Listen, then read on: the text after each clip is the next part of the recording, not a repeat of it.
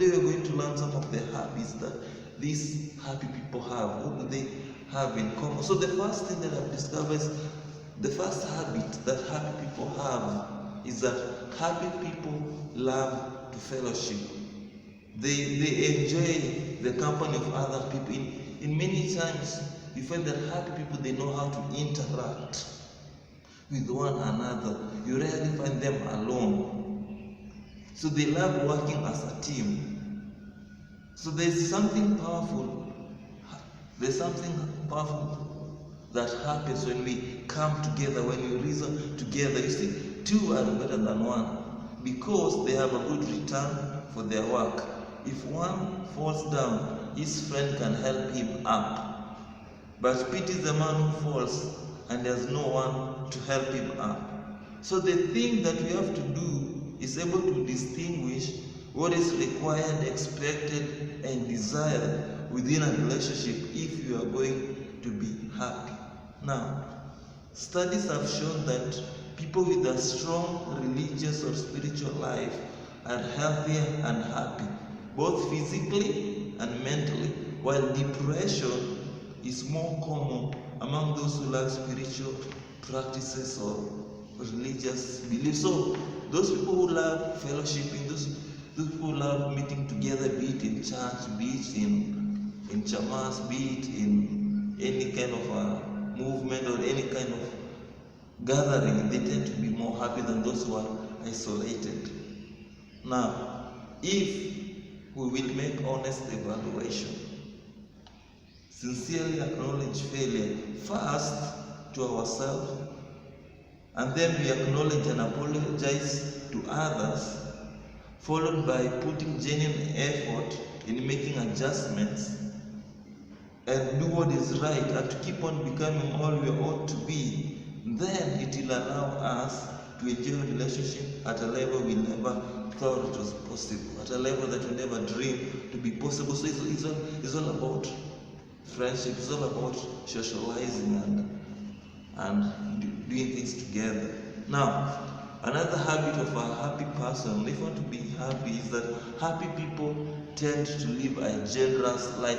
I've realized that selfishness and unhappiness go together. So if you want to be really happy, you better be generous. Have you ever heard of a saying that says that it is more blessed to give than to receive? I believe that is true. So we make a living by what we get, but we make life by what we give. So when I as an individual choose to focus on myself, I begin to use others, creating a consumer environment. Tragedy, I don't know even I'm being seduced to return to the culture from which I have been freed. You have to remember that the culture of this world places the emphasis upon self, upon the rights of an individual. Now, if you're a kind of person who always think about yourself, you don't think about others, you'll never be happy.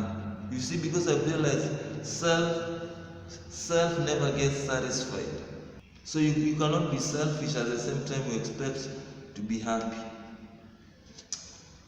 So another habit that happy people do have, a happy person embraces proper self-perception, esteem, and actualization. So how we think about ourselves impacts both psychological health and future goal achievement. Now, a person with high self-esteem faces adversity and thrives anyway, while a person with low self-esteem cannot truly function in a world. So we have to increase our self-esteem. We all want to be good, but how can we possibly feel good if we are constantly individuating ourselves with the bad? We have been programmed to fixate on the negative feedback on the first slides of our presentation, not on the accolades on the last slide. We don't know how to feel good even when we experience good events. That's what the problem is. We are more prone to focus on what is wrong other than celebrating our strength and appreciating who we are. You see, high levels of self-acceptance can lead to less focus on negative aspects of oneself and a higher likelihood of engaging into the acts of love. So it makes sense that self-esteem stems from self-acceptance. This means you need to accept yourself, who you are, and not what you think you're supposed to be. Now you have to know that every one of us has got both good and bad qualities. Now, can you look into the mirror and truly accept the unique, wonderful work in progress person staring back at you? Now, this is the power of self-acceptance. You allow yourself to change for the better when you plant yourself firmly in the present reality and decide to help yourself instead of burying yourself under doubt, criticism, and blame. Don't allow self-criticism. You have to encourage yourself. Now, we no longer have to look for the approval of others because we are satisfied with being ourselves. We are free to gratefully emphasize on our assets, to humbly move away from all our defects, and to become the best recovery addicts we can be. Now, accepting ourselves as we are means that we are right, but we are not perfect, but we can improve. So it's only by truly accepting ourselves that we can even begin the process of meaningful self-improvement. So we must first acknowledge that we have the undesirable traits and habits before we start off on our journey to improvement. So in other words, we should not be discouraged by our own limitations. We have to accept ourselves the way we are. So self-esteem refers to how you feel about yourself. So the question is, how are you feeling about yourself? Do you feel good? Do you feel valuable? Do you feel worthwhile? On the other hand, self-acceptance is simply acknowledging and accepting that you are who you are. That's the difference. So full self-acceptance can lay the foundation for positive self-esteem. Acceptance of oneself and one's reality is essential for one to discover real happiness. Accepting reality for what it is does not necessarily mean you have to like it.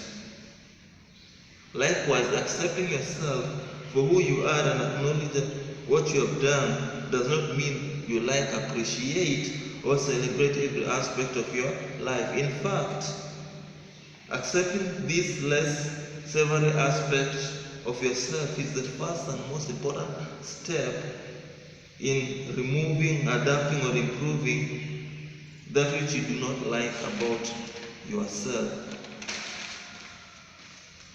So there's a place where people get stuck. That is, when they are not able to admit that they have got flaws, and once they have their self-flaws, they are not able to live with this. So the thing is that we all have weaknesses and things that we struggle on. But the thing is, we should focus more on our strength, on our good qualities, than it is on the bad qualities that we have. The stress of our fast lifestyle has made us all susceptible to heart problems. So the question is, do you have a healthy heart? Now, to know if you have a healthy heart, you have to read some signals that your body gives. And you have to realize sometimes heart problems manifest themselves in unusual ways. So your heart health is central to your general well-being or happiness. If your heart is strong and healthy, you're likely to live a well, long, and happy life. So you have to realize, so the question is your heart strong or healthy? In fact, there are 13 signs that shows your heart is healthy. But for the sake of time, we're going to look at some of the two signs that shows how can I know if my heart is strong or healthy. The first thing is strong nerve. So the ability to remain calm in stressful situations also means that your heart is strong. So when something happens, When you're able to remain calm, it means your heart is strong. Weak-hearted people lose their cool and often sweat when they are stressed. Another sign of unhealthy heart is loss of energy. One of the early signs of heart problem is chronic fatigue or tiredness. So if you're full of energy and then you decide to go for a party after having a hard day at work, it means your heart is perfectly sound. Now, so I want to encourage you to go and consider those other signs of healthy heart. You can Google out and see what are the signs that show that your heart is strong and healthy, because you have to be strong emotionally, strong physically, as well as our heart has to be strong. Now, another aspect, another habit that happy people have is that a happy person engages into meaningful and prosperous projects and associations. So in other words, a happy person is very smart. He busies himself with the things that will bring finance, things that will bring success. They choose the right kind of people.